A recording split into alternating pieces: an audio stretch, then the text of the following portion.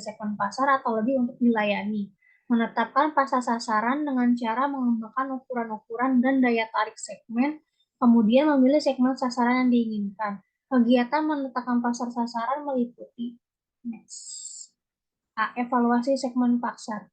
1. Ukuran dan pertumbuhan segmen seperti data tentang penjualan terakhir dalam rupiah. Proyeksi laju pertumbuhan dan margin laba dari setiap segmen. Contoh penjualan terakhir. Proyeksi laju pertumbuhan dan margin laba setiap segmen. Yang kedua, struktur segmen yang menarik. Hal ini dilihat dari segi profitabilitas. Akan tetapi, perlu diperhatikan adalah ancaman dari barang pengganti atau substitusi. Kurang menarik apabila terdapat pesaing yang kuat dan agresif. Yang ketiga, sasaran dan sumber daya perusahaan. Perusahaan harus memperhatikan energi yang dimiliki, yaitu ketersediaan sumber daya manusia termasuk keterampilan. B. Memilih segmen, yaitu menentukan satu atau lebih segmen yang memiliki nilai tinggi bagi perusahaan. Menentukan segmen mana dan berapa banyak yang dapat dilayani, yaitu 1. Pemasaran serba sama. Ini berarti perusahaan melayani semua pasar dan tawaran. Pasar tidak ada perbedaan seperti mencari apa yang sama dalam kebutuhan konsumen.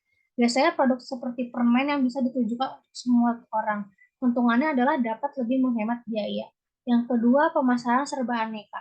Ini berarti perusahaan harus merancang tawaran untuk semua pendapatan, tujuan, atau kepribadian.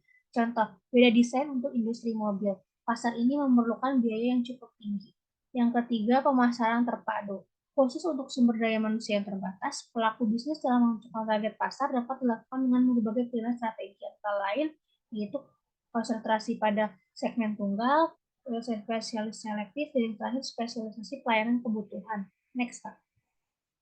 3. Posisi pasar atau market positioning.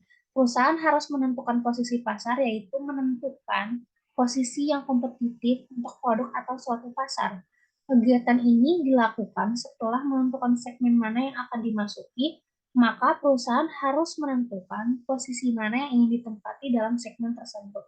Posisi produk adalah bagaimana suatu produk yang didefinisikan oleh konsumen atas dasar atribut-atributnya.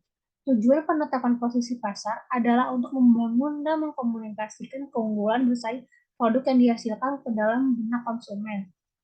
Posisi pasar dapat digambarkan pada tabel di bawah ini.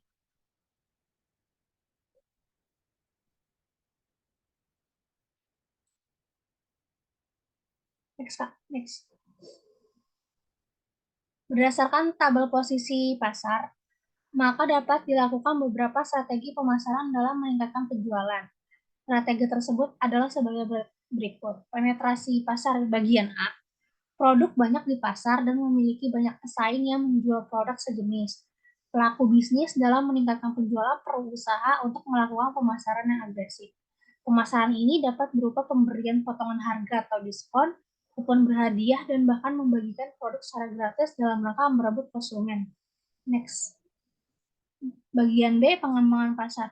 Produk banyak di pasar, tetapi akan dilakukan di pasar yang baru.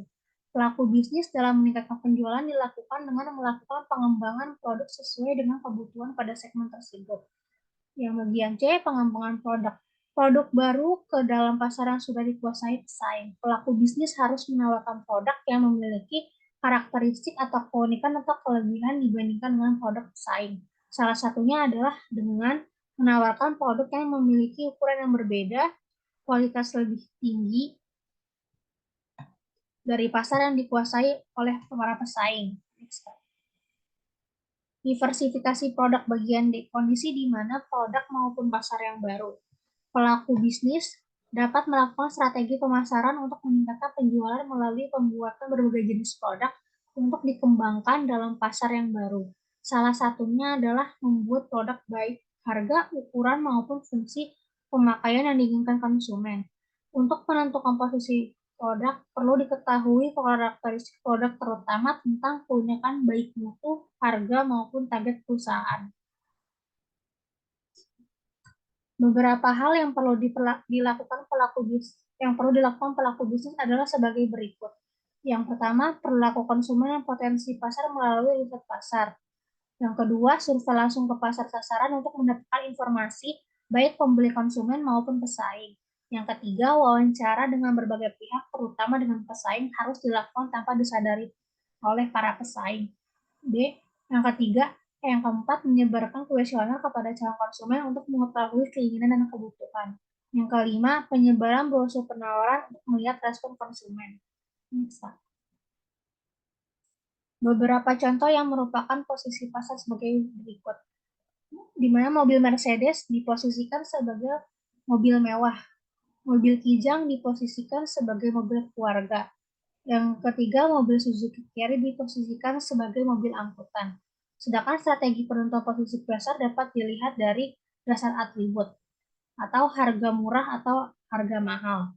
Lalu kesempatan penggunaan atau sebagai minimum energi atau turun panas. Lalu menurut kelas pengguna, sampo bagi orang dewasa atau anak-anak langsung menghadapi pesaing, dan satu kelas produk sabun kecantikan. Next. Adapun cara memilih dan melaksanakan strategi penentuan posisi pasar, yang pertama, identifikasikan keunggulan kompetitif yang mungkin memberikan nilai yang terbesar dengan cara mengadakan perbedaan, yaitu diferensi produk, yang kedua diferensi jasa, yang ketiga diferensiasi personil, yang keempat diferensiasi citra. Yang kedua, memilih keunggulan kompetitif yang tepat. Yang pertama, berapa banyak perbedaan yang dipromosikan, yang kedua, perbedaan mana yang dipromosikan. Yang ketiga, mewujudkan dan mengomunikasikan posisi dipilih. Next, Kak Dinar. Baik, terima kasih. Mohon maaf teman-teman, suara saya ini nggak bocor nggak? Soalnya saya lagi di tempat cukup ramai. Aman ya? Suara saya jelas? Aman, aman, aman. Oke, thank you. Next. Baik, untuk selanjutnya kita akan membahas terkait strategi bauran pemasaran atau marketing mix, di mana ketika perusahaan sudah melakukan STP ya, tadi strategi kayak positioning, maka perlu diselaraskan juga dengan kegiatan pemasaran. Salah satu strategi pemasaran adalah strategi bauran pemasaran sendiri ini gitu, atau marketing mix. Tadi dijelaskan oleh presenter yang pertama bahwasanya dalam hal penciptaan produk tentunya harus didasarkan pada kebutuhan dan keinginan pasar, di mana untuk menghindari penciptaan produk yang keliru, maka dibutuhkan sebuah strategi pemasaran, di mana strategi pemasaran sendiri dapat dilakukan melalui marketing mix ini.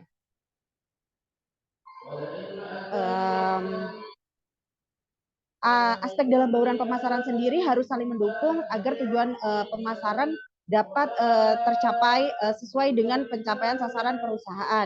Di mana ini menunjukkan bauran pemasaran ini penting ya teman-teman. Di mana kalau teman-teman belajar terkait bauran pemasaran, ada 4 hal yang harus diperhatikan tadi ya teman-teman nih di set yang ini. Ada terkait yang pertama produk, yang kedua price, yang ketiga place, dan yang keempat promotion atau 4P. Ingat ya teman-teman. Kalau bahas strategi bauran pemasaran, ingat 4P, product, price, place, and promotion. Nah, kita bahas satu-satu. Mulai yang pertama terkait produk. Next, Kak Anin. Nah, faktor yang mempengaruhi sebelum kita masuk faktor-faktor yang mempengaruhi peluang produk baru, kita harus memahami apa sih produk itu sendiri gitu. Kalau menurut Philip Kotler, produk adalah suatu yang dapat ditawarkan ke pasar untuk mendapatkan perhatian untuk dibeli, untuk digunakan atau dikonsumsi, yang dapat memenuhi keinginan dan kebutuhan, di mana produk ini sendiri sebenarnya bisa berupa barang, jasa, fisik, orang, tempat organisasi, ataupun suatu ide gagasan. Lalu ketika kita udah punya udah mengenal apa sih itu produk, kita mencari faktor-faktor apa sih yang mempengaruhi peluang bagi produk baru. Dalam buku yang kita bahas ada 4 perubahan, 5 pada dasarnya. Tapi pada dasarnya di situ hanya 4. Ya, ini perubahan ekonomi, perubahan sosial dan budaya, perubahan teknologi, perubahan politik, dan perubahan lainnya. Di mana ketika perubahan ekonomi suatu daerah itu pasti akan mempengaruhi produk apa yang akan kita jual.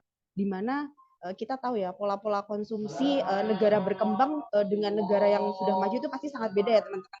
Ketika orang-orang dari negara maju, pola konsumtifnya lebih ditekan karena mereka lebih mementingkan quality. Sedangkan kalau beberapa analisis untuk negara-negara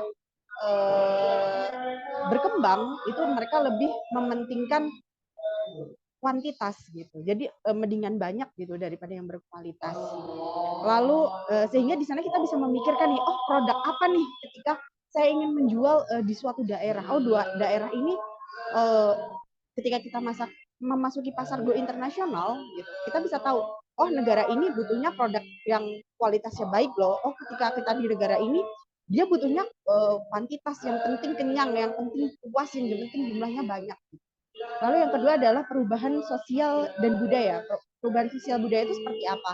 Seperti teman-teman tahu bahwasanya kalau dulu kita tahu sosial budaya itu wujudnya bisa dalam barang, seperti kita tahu ada batik. Kita tahunya dulu batik ya cuma dipakai gitu-gitu aja. Kebaya juga kita tahunya dalam bentuk itu saja gitu.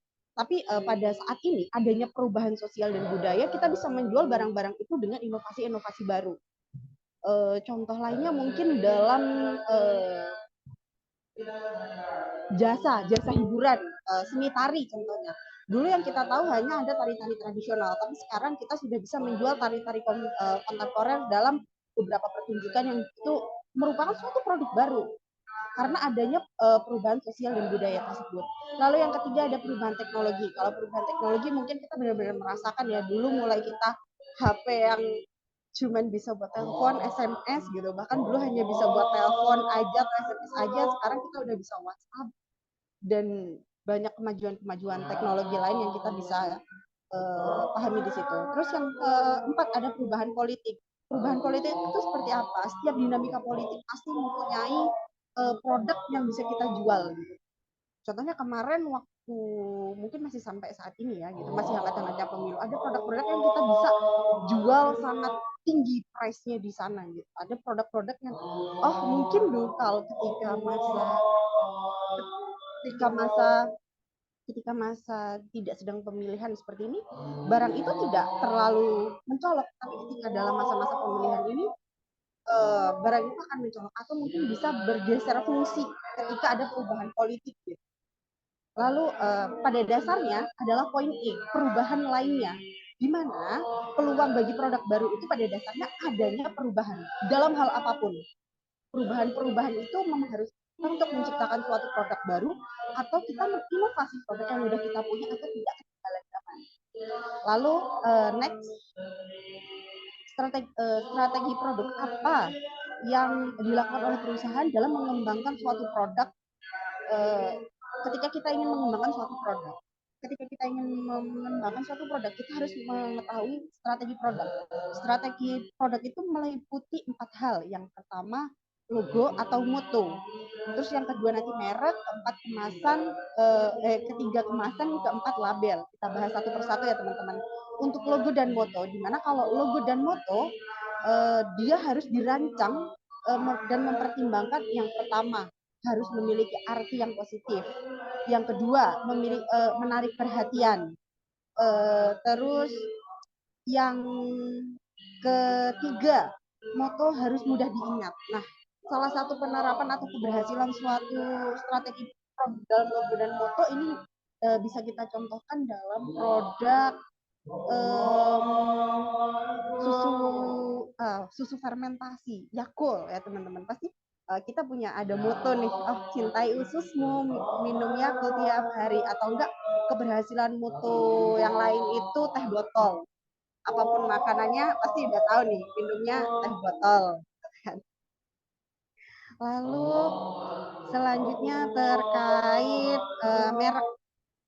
Bagaimana kita menciptakan merek, di mana merek ini hal yang penting untuk mengenal barang atau jasa, di mana pengertian merek sebagai nama, istilah, simbol atau desain atau kombinasi semuanya, di mana merek harus dapat dikenal sebagai penciptaan atau mempertimbangkan faktor-faktor berikut. Yang pertama mudah diingat, yang kedua terkesan hebat dan modern, yang ketiga memiliki arti positif, yang keempat menarik perhatian.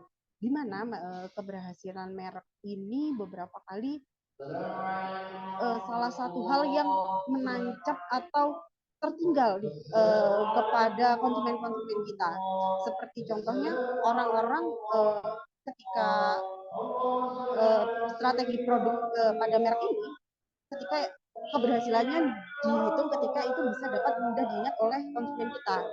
Salah satu keberhasilan dalam menciptakan merek dari strategi produk adalah tentunya pada produk pasta gigi. Orang-orang pasti akan mengenal produk pasta gigi sampai detik ini namanya Pepsodent atau enggak air mineral.